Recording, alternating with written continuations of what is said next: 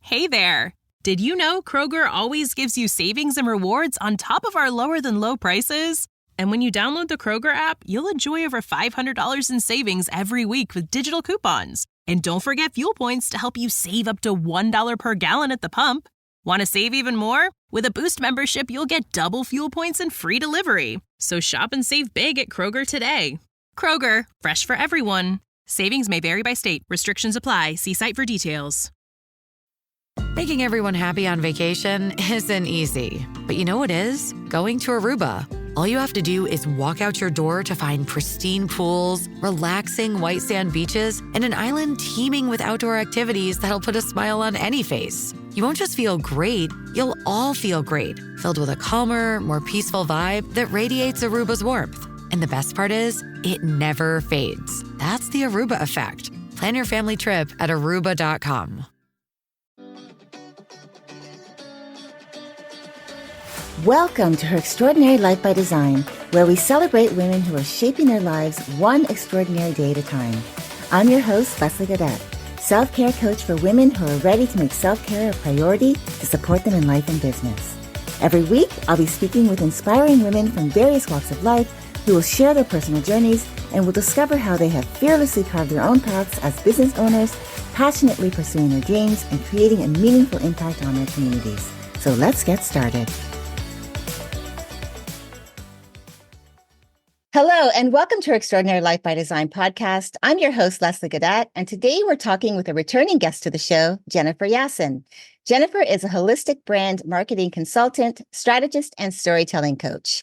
She is also the founder and CEO of The Freed Agency, a brand marketing agency that works with impact-driven entrepreneurs and CEOs to help them build their brands online through authentic marketing and storytelling. As a storytelling coach, she works with entrepreneurs who have a desire to change the world and are ready to answer their calling and purpose. They have lived through their stories in order to impact someone's life, and now they are prepared to build and grow their brands and cultivate successful businesses. By connecting the dots of their passions, story, and experience through effective storytelling, they can create a world-changing brand. Everything that exists on this planet has a purpose, and that includes each and every one of us. I'm really looking forward to this conversation, so let's get started. Welcome, Jennifer. I am so happy to have you back on the show today. Yes, thank you so much for having me. It's so nice to see you again. It's been a minute. I know it has been quite a while since we had you on the show.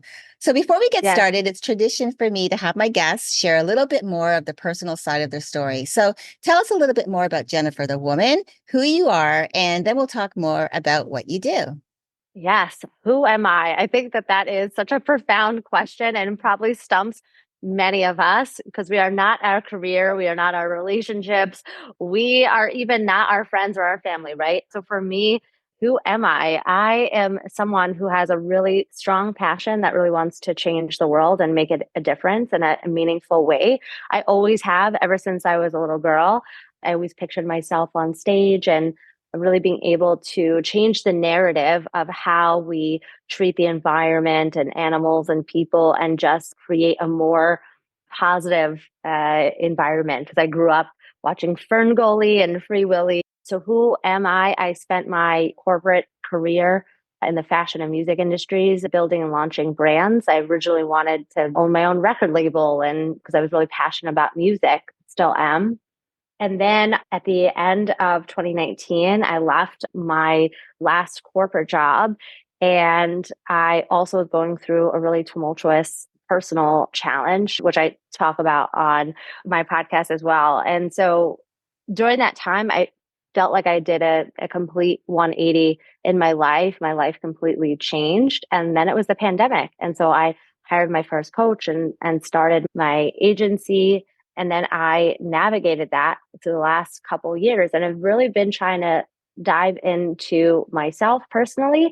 And I think for me, I've really learned more about myself by working with the entrepreneurs and business owners that I have had the opportunity to work with, because we learn so much from the people in our lives, right?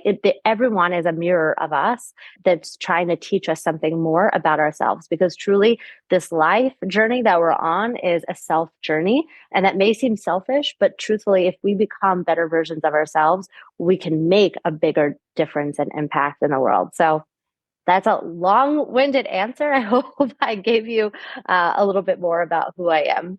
Yeah, no, that's okay. I appreciate that you went into a little bit more detail. I love what you do, and I think it's important. We sometimes think when we're younger, it's easier for us to be storytellers. As children, we become very elaborate in our storytelling. And I think as we get older, we forget about that inner child can tell those stories still today. So I love what you do. I think it's really needed. I love the fact too that, as I said, I've had you on my podcast before. It was on a different network and it was a different name of the podcast. It was called Your Extraordinary Life by Design. So you can still find those episodes on Spotify.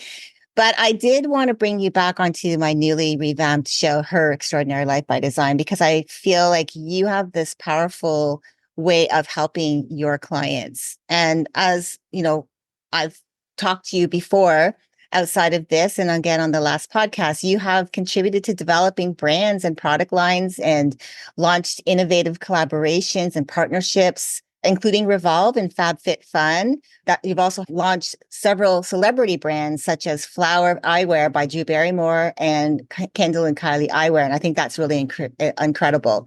So getting back to that, you have had such an impressive corporate career in fashion, in music, and you've had celebrity brand launches. So what inspired your transition into brand marketing for impact-driven entrepreneurs? I wouldn't say nothing specifically inspired me. I think it was just really innately always, like, even when I started my career early on as like a young woman in the music industry, I was really passionate about creating partnerships with nonprofits or for good partnerships that would really do good for the world. That was always been something I've been super passionate about. And I've had the privilege to do that in my career. I think after leaving corporate and being able to start my own company, I knew that I just really wanted to focus on brands that wanted to make a difference, because I always would see that these business owners had really big dreams and aspirations. They really wanted to make a difference, but then they would get sucked into the quote unquote normal ways of doing things, and their missions would get lost and the purpose behind what they would do get lost, because they had to be focused on making quote unquote the money now so that they could ultimately do good. And I always thought, well, why can't you do both? Like, why does it have to be either or? Why can't it be and I also think too that brands have a civic duty to change the world, because they can impact society, they can change narratives, they can really influence people to take a stand and make a difference and inspire change. And so that's what really always inspired me. I think it just was always innately in me. And then when I had the opportunity to really step back and decide what I wanted to do for myself, I got to do that. And I could see the challenges that come with it. But the world is different today, and it demands people to be authentic and stand and live by their values. And you vote with your dollar. Every time you spend a dollar, you vote for the world you want to see. And we really have to understand that it's not only on consumers to make a difference, but also the brands that bring these products and services to market as well. I love a couple things you said, the both and. I love the fact that you focused on the both and, because yeah, we can get caught up if we're brand new, we're trying to get out the gate, we're trying to have our voices heard amongst all of the voices that are out there, and thinking that we have to sacrifice one for the other, when in fact you're saying, no, you can actually do both at the same time. And I really like this, what you were saying. You vote for the world that you want to see by the money that where you spend your money. I think that's an incredible perspective, because that's true. Wherever you're spending your money, it's the same thing where you're spending your time. That's what you're saying is important. And so I love that. I think that's an incredible way to look at where we spend our time, where we spend our money is what impact that we're going to make. So are we looking to spend our money on all of the bells and whistles to get out there to make money? Or do we want to make that impact at the same time and build and grow from there so that it's authentically you all the way through? And so I love that you brought that up because that's Yeah. one of the things I wanted to lead into was what role does authentic storytelling play in building a successful purpose-driven brand? It's everything. And even more importantly today, especially how crowded the space is. I mean, businesses have always done this, right? We look at our competition and we think that we have to conform to what they're doing so we could capitalize on their market share and take their market share, right? But it just becomes exhausting. And then everything starts to look the same. And the truth is, when you start to try to be someone that you're not, it's exhausting to try to keep up with that. It's like keeping up with the Joneses, right? And so the question becomes really, it's like, what's my intention? Why do I want to make this money? What's the real purpose behind that? And I don't think we as a society slow down enough to ask ourselves, what is the real reason behind this? Just like we don't stop and ask ourselves, why are we really being triggered right now? Or why are we really being angry about this? Because typically what's happening, it has nothing to do with what you see in reality. It has everything to do with what's in your past and you forecasting that on what's happening. So I think being authentic today, we throw this like as a blanket term, and a lot of people use it that we're authentic. But the truth is, you're only authentic if you know yourself.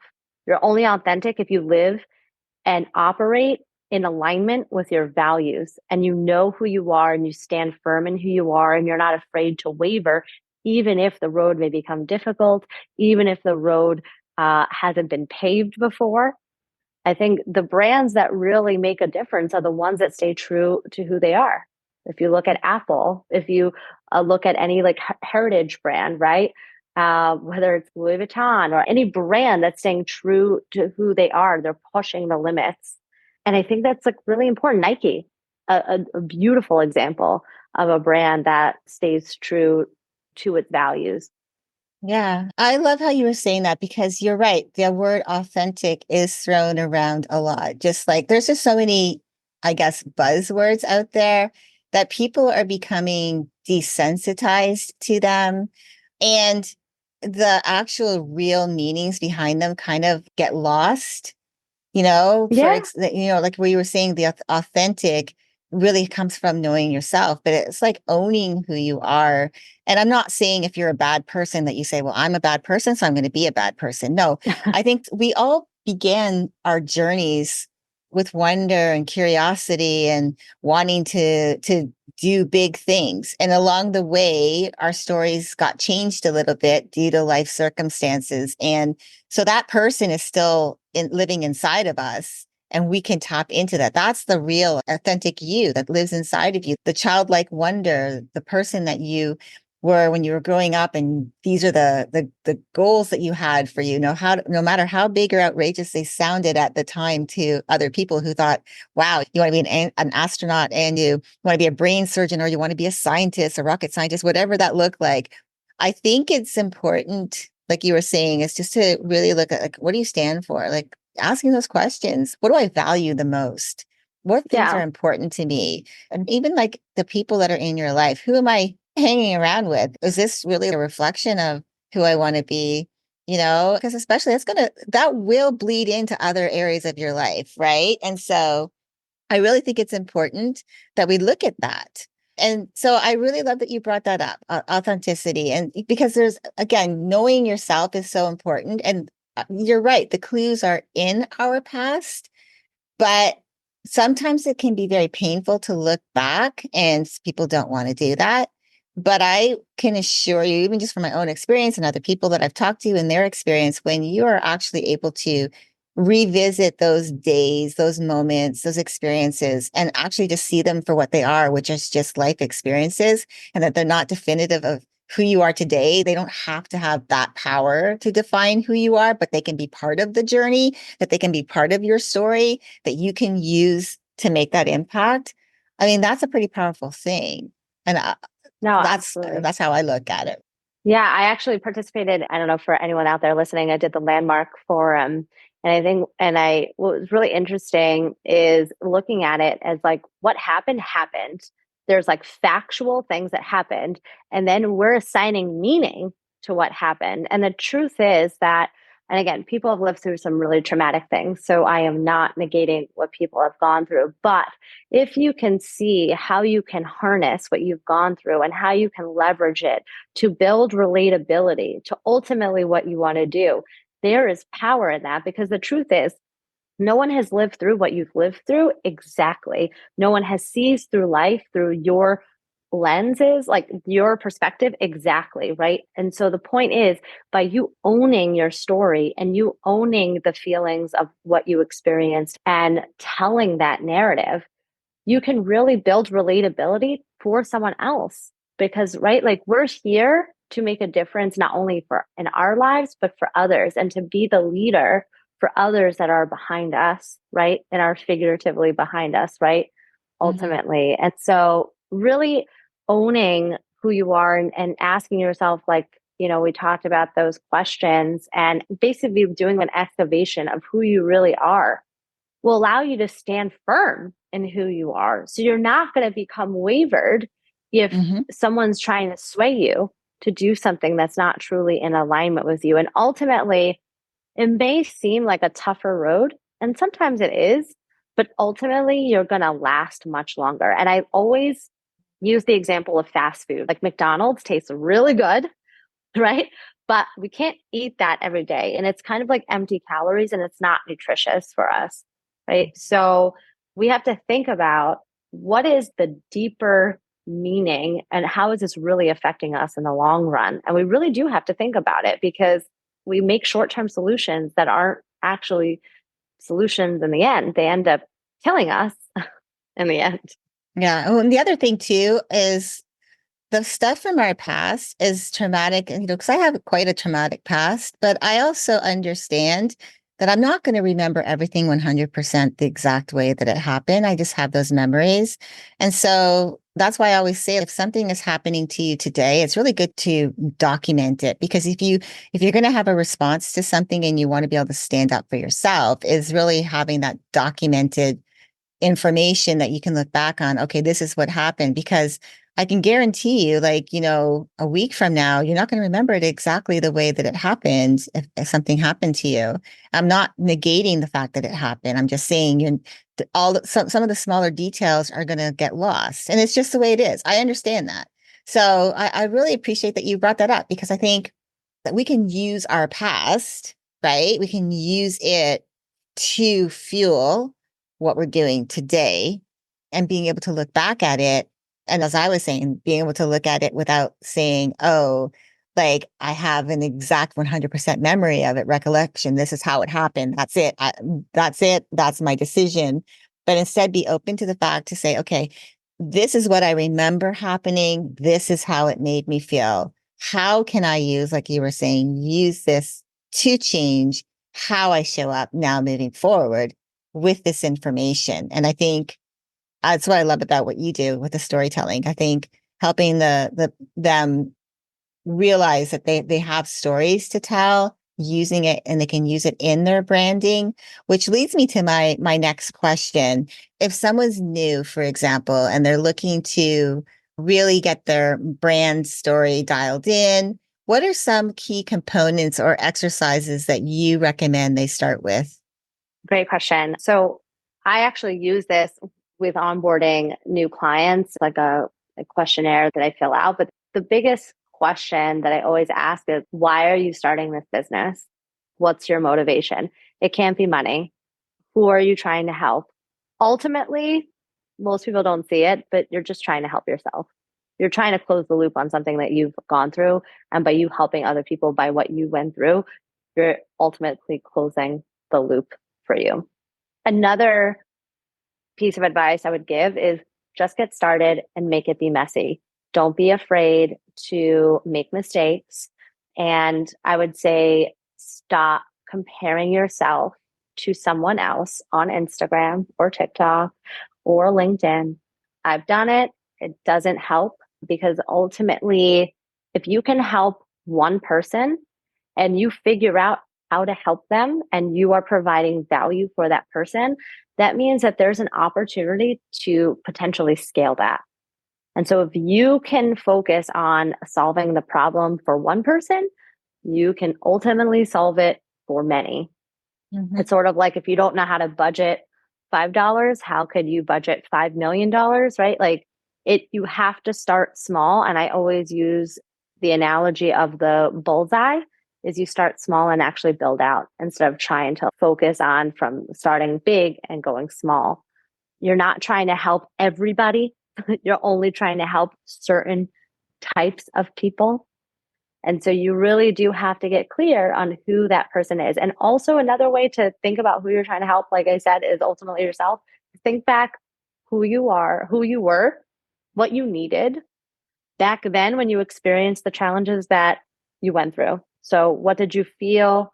What did it look like? What were your circumstances? What did you need that you didn't have? And then document what started to change, what came into your life, what opportunities came into your life, how did you take advantage of them? And you start looking at what was that bridge that got you from before to after? Because that bridge is ultimately what you're going to serve to help people, right? And then you're selling the transformation after that. And you hear people talk about you're selling the transformation because ultimately we're not selling the what, we're selling the why. And ultimately the why comes when you see someone after, right? We always want to be and emulate successful people. Why? Well, because they're successful and what they have and what they're able to accomplish and what they've done, right? Well, we don't envy maybe what they had to go through to get there. Yeah. So that's And sometimes that's we what don't we're know. selling. Yeah. And sometimes we Sometimes we don't don't even know. know. And that's why I love that you were saying, don't compare yourself to others because what you're seeing is not the backstory. You don't know all of this, maybe the sleepless nights or the doubts and the fears that they've had, maybe all of the changing of directions that they were taking, all of the before. You don't know. And I think that's where some people get stuck in that. They get stuck in like, oh, well, I know this person and they started after me and look at how successful they are. Well, maybe they're at a different level in some area that you may need to like cultivate. And that's their story, anyways. That's their journey. It's not yours. And I like that because that's important to remember. I think we get caught up, like you were saying, in everything else that's going on. I like the fact too, you also brought it back to the why you're doing this and who is it for. You're right. If you ask, most people will tell you that if they really thought about it and really took some time to think about it, that they were their ideal client. I know that I was my ideal client when I started. And so, because you go through your own journey and you figure out a problem that you have or had, and you find the solution through getting coached or whatever that journey looks like for you. But you look for the solution for you because that's who you start. You started something for yourself. And then you're like, oh, I can take this and out into the market. And you start seeing how it helps other people. You realize that those people are a reflection of who you used to be. And so when you can bring it back to that, I think it's so important. I never knew that. And I learned that after 2 years of really kind of being on the hamster wheel, the entrepreneurial hamster wheel of seeing what would stick, the spaghetti on the wall type, scenario. And I Mhm. wish I had known what I know now. But, in hindsight, though, looking back, I think it just gave me time to grow, which was a good thing. Yeah, I would say the truth is that when you go through those experiences, there's nothing like living and breathing through an experience because you know it fully, right? It's one thing to read about someone's journey in a book. It's another thing to read it and actually feel like you're a part of that journey because you lived it. And there's a total different energy. And that's really the energy you're trying to create through authentic storytelling and telling your story and leveraging your story is that relatability that builds the resonance with your audience because they know there because they've been there or maybe they are there. That's going to want to motivate them to either seek you out or support you or just learn from you, right? And so that's really what we're going for.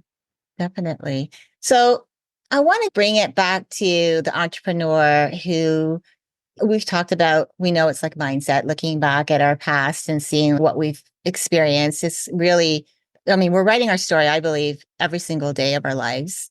We get up and we just go about our business, but we're writing our story for that day.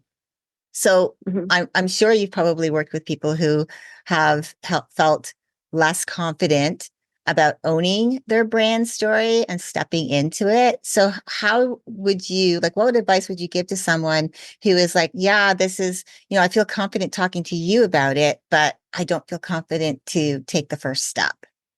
So, I never want to advise someone to do anything that they're not comfortable with, right? Because ultimately that means that they're not in alignment and not being authentic to themselves. And it's one thing to push yourself out of your comfort zone, but it's another thing to push yourself all the way and you're not ready for that yet. So I believe it's kind of just you have to be uncomfortable, but still be ready for that, right? And I guess an analogy would be like knowing you're ready to date versus like, oh, I'm not really ready to date and everyone's pressuring me to date, right? And then you get out there and you're like, why did I your mind isn't there. It's Mhm. an energetic shift internally. So what I would say if you're not ready to really fully own your story, start small. Start talking about aspects of the story that you are ready to own. If you don't want to own anything, start talking about other people that have maybe gone through something similar to what you've gone through and start sharing your perspective and thoughts around it. And you don't have to bring yourself into it at all, but you can also vocalize your opinions about it or what you like about it or what inspired you about it. You can use clients or customers or use other examples that can help you begin owning this aspect of and again, not everything about your story is meant to be shared.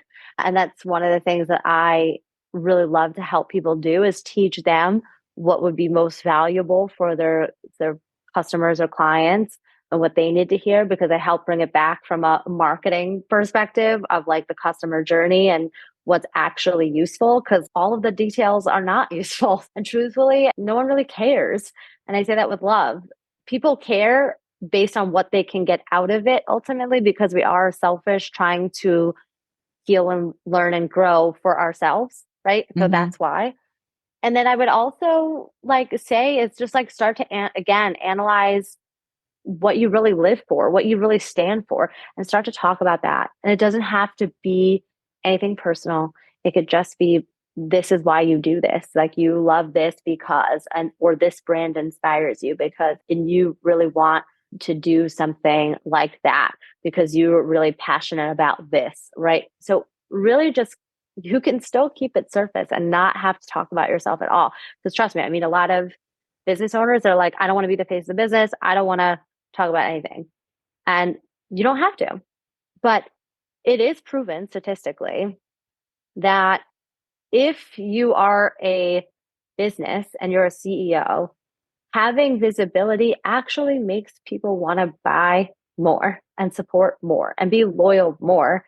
And I use the example of Sarah Blakely. She is synonymous, obviously, with her company Spanx, but like just knowing her, doesn't it make you want to buy Spanx even more? Right. Mhm. And it could be vice versa. But the truth is it's like you can't worry about those that, it goes back to the saying, those that mind don't matter and those that matter don't mind. It's like you have to really focus on the ones that believe, that really support you.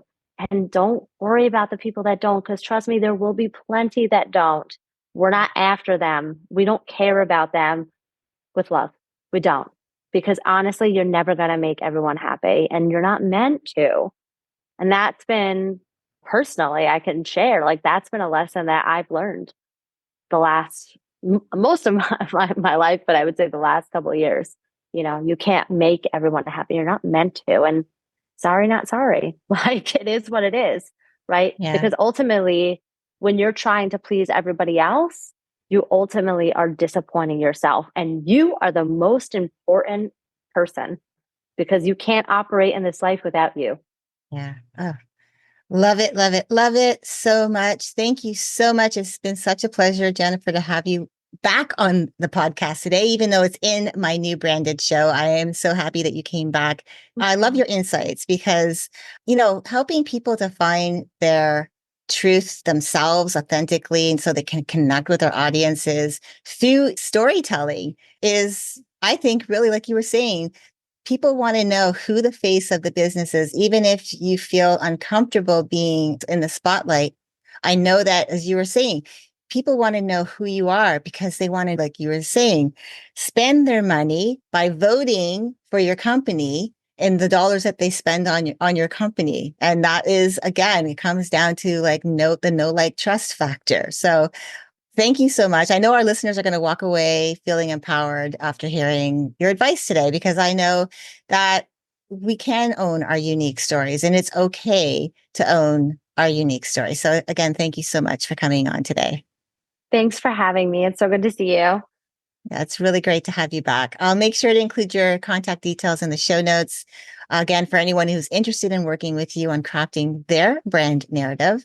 And to all our listeners, thanks for tuning in to this episode. I hope Jennifer's return visit ignited you to keep exploring and sharing your stories in meaningful ways.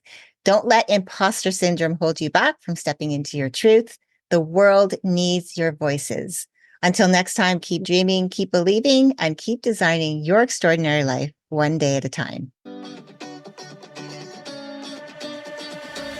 Thank you for joining me on Her Extraordinary Life by Design. I hope you've been inspired and empowered by the incredible stories shared on this show. If you enjoyed this episode and the conversations we've had, I would greatly appreciate if you could take a moment to leave a review. Your feedback and support mean the world to me, and it will help others discover the podcast and join our empowering community. Remember to hit the subscribe button so you never miss an episode. Together, we can continue to learn from these amazing women, uncover their extraordinary journeys, and be motivated to create our own lives by design. Thank you again for tuning in. Until next time, stay empowered and keep shaping your extraordinary life one day at a time.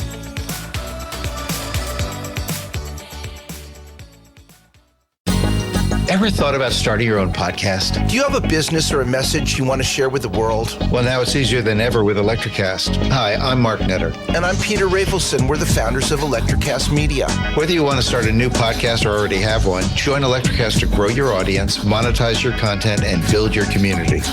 With our simple sign-up, you get free promotion, world-class analytics, premium ads, and personal support. Go to electricast.com and join our community today. Electricast. Transform your influence. Electricast. Welcome to Sarah Talk Solutions. Ladies and gentlemen, you've tuned into a bit of a different type of show. I'm Sarah B and I'm your host. You can find me on my IG, which is Aussie_Sarah_LA. I talk about amazing, relevant conversations and topics and what functions that goes on in this magical, wonderful, wonderful city of the City of Angels. My IG, which is Aussie_Sarah_LA. Electricast. Electricast.